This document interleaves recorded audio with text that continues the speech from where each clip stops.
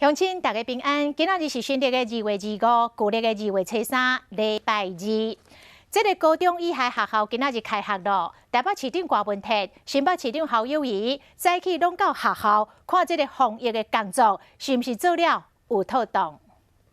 下次要把我们打出来。好，31。来那边可以喷酒精。量下温、消毒双手。新学期开始课本文具是新的，连入去校门的 SOP 嘛更新。台北市长郭文哲来到国小视察防疫工作，但是停留在中国台湾学生要安怎？大陆那个就不干我的事了。郭市长可能是误解了后才详细解说。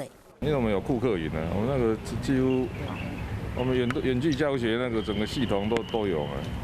那至于大陆就要自己要翻墙了，我就没办法。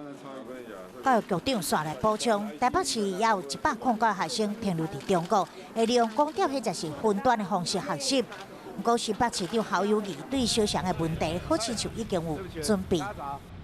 我们今天开学以后，我就会要求老师也了解说，今天到校有多少个，那没有到校的原因是什么样的原因，我们要每一个学生都要关心。